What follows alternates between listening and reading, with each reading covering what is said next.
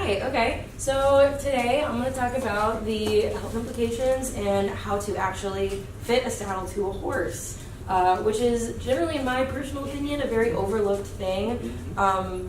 Yeah, this is a perfect topic because they don't all have to be about, disorders. So, oh, sorry, that we have too many zip drives, so just do the down arrow.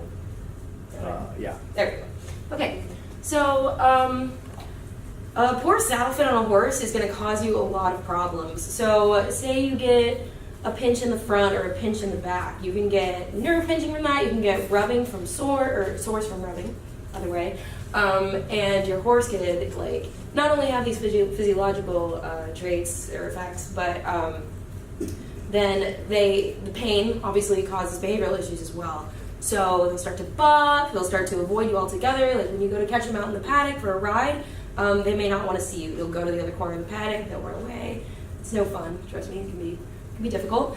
And they can also just generally restrict movement, which is actually a really big effect in, say, dressage, which is really movement-focused discipline of riding. Ballet for horses, right? Yes. Dressage. Yes. All right. So this is super basic. Personally, I like to focus on English riding. So I'm going to just point out that you can kind of see here that the tree of the saddle, the main structure of the saddle, is metal. So as you can imagine, that's a huge source of, if it's too narrow or too wide or pressing on the wrong places, of nervous issues with the spine. So fitting generally looks more up here and back here to focus on fitting a horse, because some horses are obviously wider built than others, some horses are narrower than others, and we'll get to that. So there are actually about 9 general steps for fitting a saddle to a horse, or 9 things to look for. So we're going to start going through them. I like the Western saddle. I need the horn to hang on. Yeah. Yeah, it's good. I actually have never really ridden Western. Oh, really? Okay. It's fun to know about. How about bareback? Have you ever ridden bareback? Mm-hmm. Frequently. Okay, yeah. I remember one time I was too lazy to put the saddle on, and at the age I was, I probably didn't really know how to get it on, and I went bareback, and I got bucked off. Oh, no. And I slid down the back. I'll never forget it. We were up on some hill like this, and the horse started bucking, and then there was nothing really to hold on to. Right. Right off the rear end I went. Oh, And then I had to chase the horse about a mile because, we were up someplace out west. So we've all been there. We've Yeah. done that. Okay, anyway, so we're going to start with saddle balance. When I'm talking about balance, this means from cantle to pommel, which are those little parts there. So as you can see in the bottom, this is a well-balanced saddle because you can draw that straight line and it's perfectly horizontal. You want that to be horizontal to the ground. This saddle is tipping down because the cantle is so much lower than the pommel, and this saddle is tipping upward. Although it looks like they kind of tried to remedy the saddle fit there with a fleecy pad, but I don't think it worked very well. Okay, so tipping backward is going to put more pressure on the loin area of the horse, closer to the loin, and that generally causes them to shorten up and back, which means they take shorter steps with their back feet, and that generally restricts their power and their movement. And in the front, it's kind of the same words, but for the front legs. If they're pinching at the shoulders, they don't want to extend their legs all the way out. And so it can really restrict movement. And fun fact, that one over there is actually a dressage saddle because it's so high and comfortable and long. Anyway. Okay, next point is going to be wither clearance. So you can see the space up here. The wither is like the top point shoulder of a horse. So you should always have about 2 to 3 fingers, but any more than that and your saddle can start to press, it generally indicates that your saddle's pressing further back. So this is way too high. That's a lot. You could probably fit your whole hand under there. That's never good because then you sit in the saddle and suddenly your whole balance is completely off and forward. And this is too low. This is just indicating that you're going to put pressure on all the wrong parts of your horse's back. So the gullet width. This goes back. This is a Western saddle gullet, but English saddles also have the equivalent. So this is the main metal structure of your saddle, and you don't want this to not fit your horse because this is going to be probably, in my personal opinion, your biggest effector of the spine. So you really don't want to mess up your horse's spine. It leads to a lot of problems, and that's bad. So yeah, same as the wither clearance width, you also want like 3 to 5 fingers. So you want to be comfortable. You want to see how it fits on your horse's spine. And a good indicator of this is how far off the withers it is as well. All these things are really intertwined. So trying to go.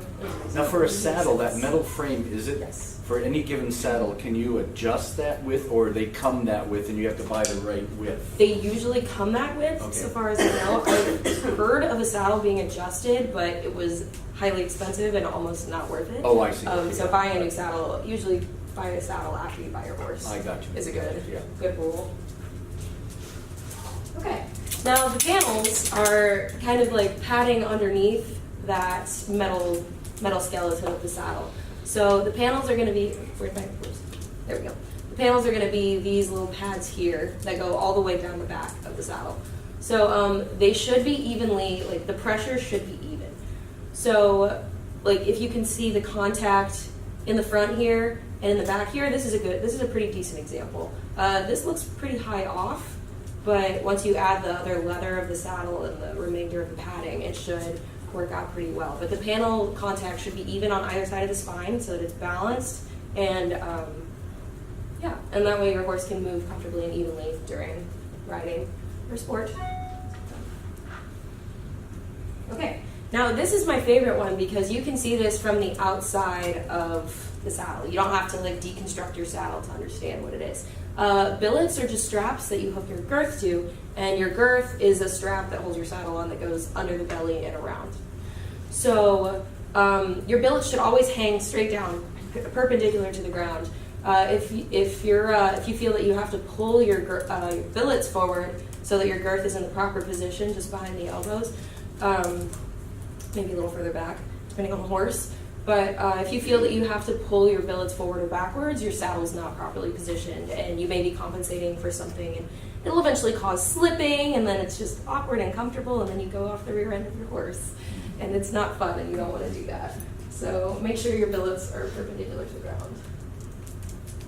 All right, now a saddle length. This is a little bit more difficult. This often comes with a lot of custom saddles, but as you can see, this lovely man here drew like lines where he could see his muscles, certain muscles on his horse, and starting at his withers up here, and then right before his loin muscles down here.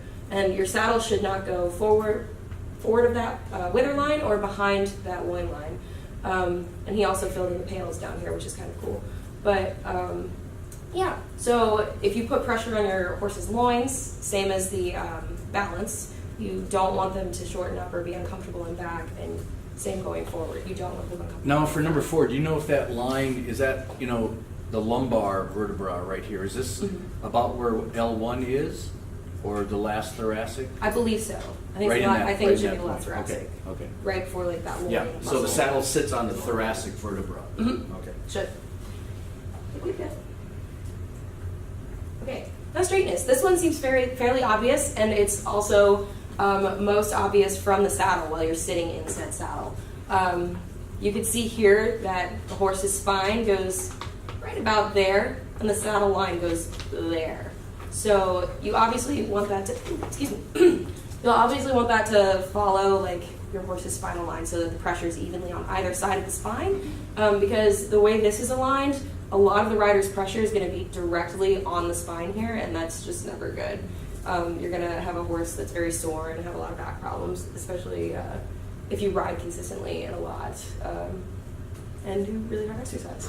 So the tree points, which are these guys here, here and here, on the inside of those panels, should be on either side. That's a good measuring point because they're super visible. They're like points in the back of the saddle. So they should be on either side of the scapulae and the vertebrae where you can see them. Okay. Now the triangle. This one's a little bit hard to understand, but it's speaking towards the narrowness or the width of your horse. So a horse, this looks like it was built for a very, very narrow horse because see how it's pointed very up, that angle's super low. But to measure, you want this part of your protractor to be parallel to your horse's shoulder, to your horse's opposite shoulder. So if you draw a line straight through, it should be parallel to the opposite shoulder.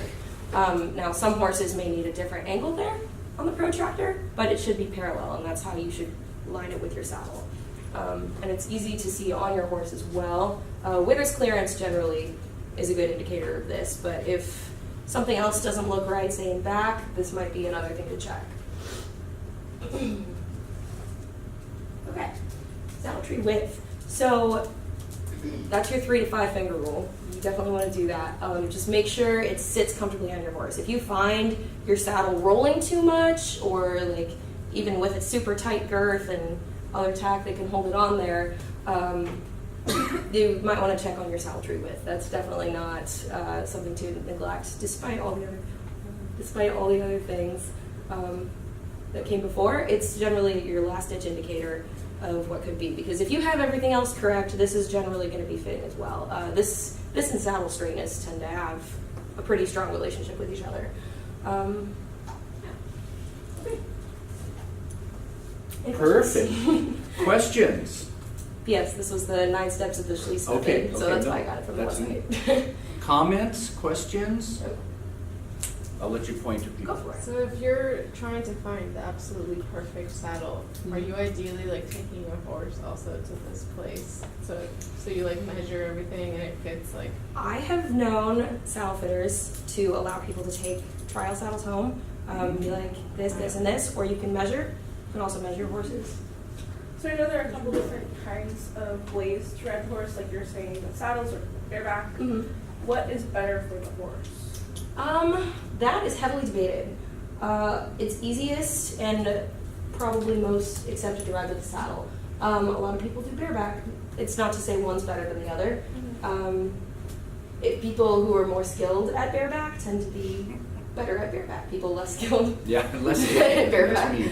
tend to not stay on for very long. But I mean, not to say that a saddle can't be more help to a newer rider than someone riding. But for the horse, as far as like backing shoes, it doesn't really matter.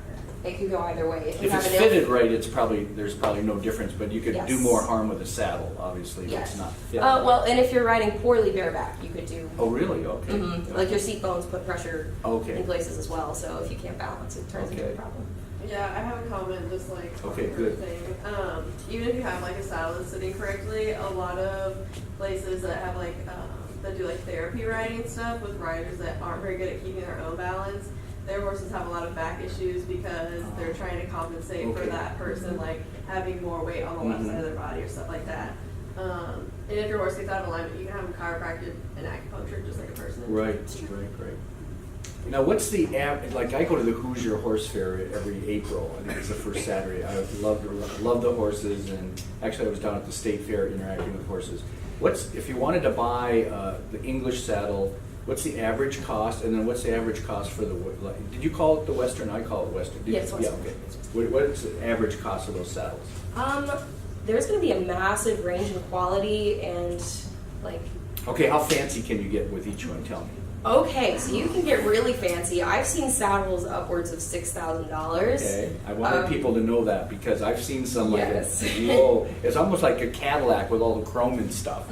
Yeah, and I've seen more expensive than that too. And Really? I've seen less expensive. When you start to get into like custom fitting saddles, Yeah. which is ideal for your horse health, but that's not always necessarily an option. It gets really, really expensive. Anybody else want to comment on cost? Yeah. Yeah, I do lots of riding and I won like a saddle series and so they gave me like a certificate to get a custom made Oh, saddle and it was $8,000. $8,000. There you go. That's how much it was. Yeah. See, some of us would not believe that. That's leather though and everything, right? Yeah. That would be a leather. And I like designed the whole thing. It was Yeah. a Western saddle. Yeah, and those people that work the. Yeah, it's the leather- handmade. Yeah, it's Oh, yeah. incredible. Yeah. And Western show saddles have a ton of silver, so those get Yeah. I don't know. It depends on. And what does the You have average to have like a discipline, big like there's Western no saddle weigh? jumping. Tell me. A big show saddle with a bunch of silver can weigh almost 50 pounds. 50 pounds. Yeah. English saddles are much lighter. Yeah. They're usually about 10, 15 pounds. They're not too heavy. Yeah. I just think